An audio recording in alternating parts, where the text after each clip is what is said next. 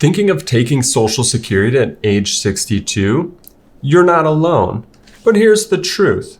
Just because you can take it early doesn't always mean that you should. Claiming too soon could shrink your benefits for life. But if you can check the box on one of the 3 situations that we're going to discuss in the video, then claiming at age 62 might actually be the right move for you. I'm Scott Sierens, a certified financial planner, and as the owner of a retirement planning and investment management firm, I spend hundreds of hours every year helping clients retire and maximize their retirement story through flexible and tax-efficient retirement plans. And Social Security timing is one of the biggest decisions in those retirement plans that we help them navigate. Now, even if you check the box on one of the 3 situations where you should potentially claim at age 62, it's still important that you consider all of the factors. So we're also going to touch on 5 reasons why you might still want to wait.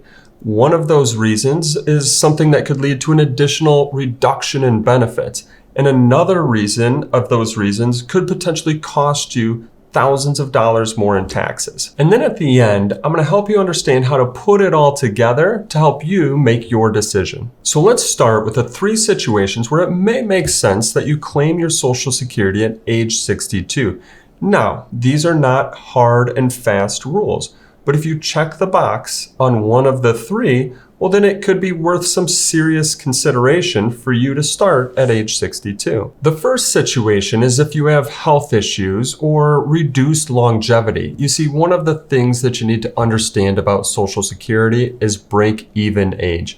And remember, if you're taking Social Security at age 62, you are taking a reduced amount from what you would get at your full retirement age, or an increased amount that you would get at age 70. When choosing to claim Social Security at age 62, you're saying you would like to claim or take a smaller paycheck now versus waiting and getting a higher paycheck in the future. The break-even age is when the total amount from the bigger paychecks finally catches up to all of those smaller paychecks that you had skipped. Typically, the break-even age for taking at full retirement age or waiting until age 70 can be 12 to 15 years, meaning into your early 80s. So if you feel like you're going to live into your 80s or 90s, well, then it would potentially make sense to wait as long as possible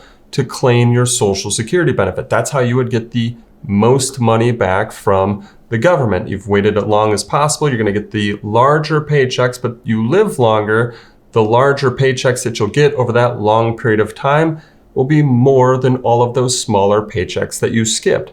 Now, if you don't feel like that's the case for you because of health or reduced family longevity, then it may make sense to take your Social Security benefit early.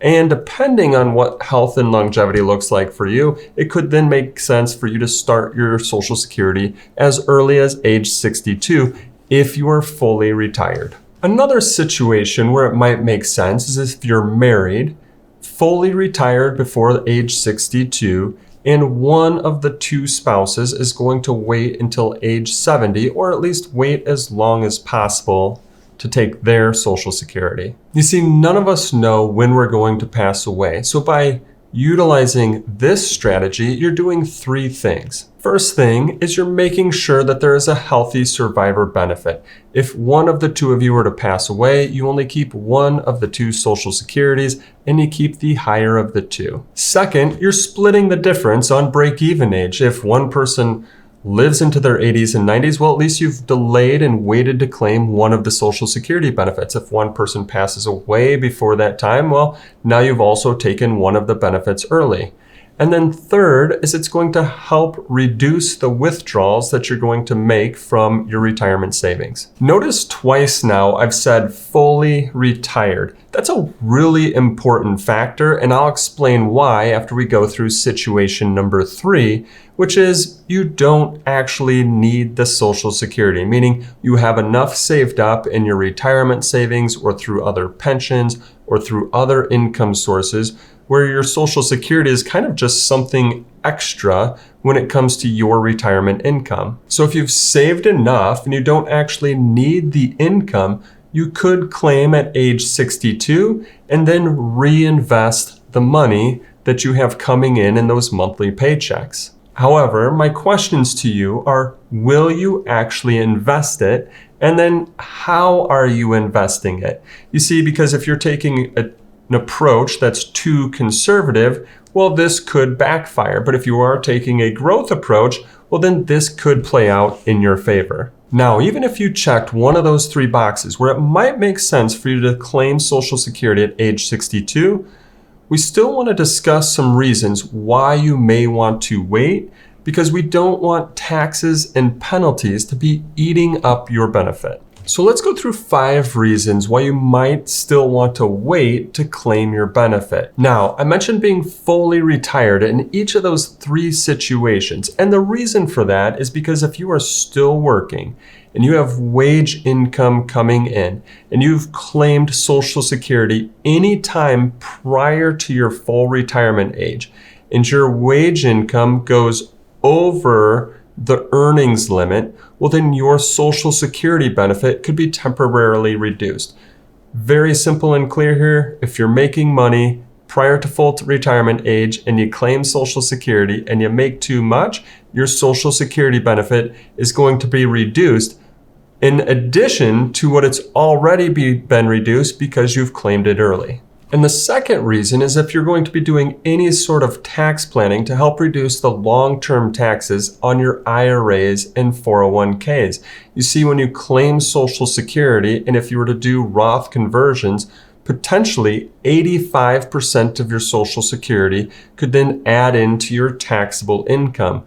You see, this takes away space where you could be doing Roth conversions, and it's just making your Social Security taxable. When working with clients who have saved up millions of dollars into their IRAs and 401ks, we like to use a lot of these early retirement years for tax planning and helping them reduce the taxes on their IRAs and 401ks. You'll see how this one goes hand in hand with reason number 5 of why you might want to delay. But first, let's talk about reason number 3, which is you didn't save enough. And so you're going to heavily rely on Social Security. When you take it early, you're taking a reduced benefit. If you don't have enough in your IRAs and 401ks, in your situation, then you really have to look at your cash flow. How much do you have going out? How much will you have coming in? And if you're not going to have anything coming in from IRAs, 401ks, Roths, or brokerage accounts, well, then you really have to focus on your Social Security. And if you take it early and there's not going to be enough coming in to help with what's going out, then that could really backfire. And so that's why you may want, even though you could take it at age 62, you may want to wait to take it later to get you a higher benefit, a higher monthly payment that will help you with what your expenses are, since you won't have other sources of income. Reason 4 that you may want to wait is survivor benefits. I mentioned this earlier. When one person passes away, you only keep one of the 2 Social Securities. And if the Social Securities are different amounts, you keep the higher of the 2. So if both of you were to claim early, now the survivor may be stuck with a lower paycheck in their retirement. And if one person passes away early, you're now set and stuck with that lower paycheck for life. So you really want to consider survivor benefits. This is why I mentioned earlier that one person might claim early if the other person is going to wait as long as possible. And another reason is that once you start, you lose flexibility. When you start claiming your Social Security, that is locked in for life. And so you lose then, that's locked in for life. It's going to start coming for life. So you lose flexibility and creativity when it comes to withdrawal strategies and tax planning, like I mentioned earlier. Waiting to claim and having that flexibility to make that decision a little bit later, well, that could be priceless, especially when life throws you curveballs. So what's the answer? I find a lot of times people just focus on the goal of trying to get the most amount of money back from the government. But what's actually the real goal in life and in retirement? Isn't it creating a consistent, reliable stream of income? The most amount of income that you can get from all of your different retirement income sources, Social Security, IRAs, 401ks, Roth IRAs, that helps support the retirement that you want? If so, sometimes that means taking Social Security early, and sometimes that means waiting and coordinating Social Security with your total financial picture. So what's the answer? Well, it's not just one size fits all. It's not just math. It's about building an income plan that coordinates all of your different sources of future income. That includes your IRAs, your 401ks, your spouse's income, healthcare costs, and yes, Social Security. Think about an income plan like this. Recently, we were painting one of the walls in our office a blue color. When I went to Home Depot and I'm standing in the paint section, there were hundreds and hundreds of different chips of blue colors. As I was sitting there confused and not sure which blue color was the right fit for us, all I wanted at that point in time was a designer to say, hey, here's the right blue color for your brand, for your office space, and that's the right fit for you. And you see, that's what an income plan does. It takes all of those different sources of income, IRAs, 401ks, and yes, your Social Security. And it takes and puts all of those together. And what it does is it figures out the right timing specific to you and your situation of when you should start those different income sources to help get you the most amount of income possible and also to help you pay the least amount of taxes to the IRS. And more importantly, what it means is it means that you can finally stop wondering. Now, if you want to get more clarity around your Social Security decision, we have a free guide that you can download. You can get it at maxretirementshow.com/Social Security. It's going to walk you through different strategies that we utilize with clients each and every day. We'll have a link in the description below. And again, you can download it at maxretirementshow.com/Social Security. Thanks and have a great day.